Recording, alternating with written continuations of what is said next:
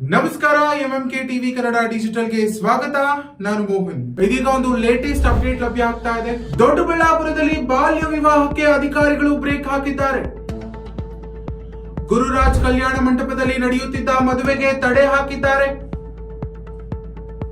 1098 ಮಕ್ಕಳ ಸಹಾಯವಾಣಿಗೆ ಬಂದ ದೂರಿನ ಮೇರೆಗೆ ದಾಳಿ ನಡೆಸಲಾಗಿದೆ. 16 ವರ್ಷದ ಬಾಲಕಿಯನ್ನ ರಕ್ಷಿಸಿ ಸಖಿ ಕೇಂದ್ರಕ್ಕೆ ರವಾನೆ ಮಾಡಲಾಗಿದೆ. ಇನ್ನು ದೊಡ್ಡಬಳ್ಳಾಪುರ ನಗರ ಪೊಲೀಸ್ ಠಾಣಾ ವ್ಯಾಪ್ತಿಯಲ್ಲಿ ಈ ಘಟನೆ ನಡೆದಿದೆ. ದೊಡ್ಡಬಳ್ಳಾಪುರದಲ್ಲಿ ನಿನ್ನೆ ಬಾಲ್ಯ ವಿವಾಹಕ್ಕೆ ಅಧಿಕಾರಿಗಳು ಬ್ರೇಕ್ ಹಾಕಿದ್ದಾರೆ.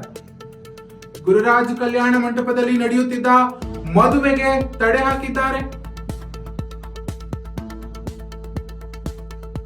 ಬೆಂಗಳೂರು ಗ್ರಾಮಾಂತರ ಜಿಲ್ಲೆಯ ದೊಡ್ಡಬಳ್ಳಾಪುರ ನಗರದಲ್ಲಿ ನಡೆಯುತ್ತಿದ್ದ ಬಾಲ್ಯ ವಿವಾಹವನ್ನ ಅಧಿಕಾರಿಗಳು ಮಿಂಚಿನ ಕಾರ್ಯಾಚರಣೆ ನಡೆಸಿ ತಡೆದಿದ್ದಾರೆ.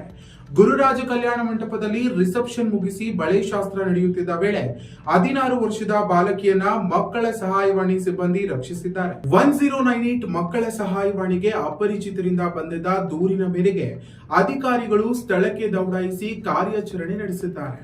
ಬಳಿಕ ಬಾಲಕಿಯನ್ನ ರಕ್ಷಿಸಿ ದೊಡ್ಡಬಳ್ಳಾಪುರದ ಸಖಿ ಕೇಂದ್ರಕ್ಕೆ ಕಳುಹಿಸಲಾಗಿದೆ. ಮಕ್ಕಳ ರಕ್ಷಣಾ ಘಟಕದ ಅಧಿಕಾರಿ ಅನಿತಾ ಲಕ್ಷ್ಮಿ ಮತ್ತು ಶ್ರೀನಿವಾಸ್ ನೇತೃತ್ವದಲ್ಲಿ ನಡೆದ ಕಾರ್ಯಾಚರಣೆ ಪೊಲೀಸ್ ಇಲಾಖೆ ಸಹಕಾರ ನೀಡಿದೆ.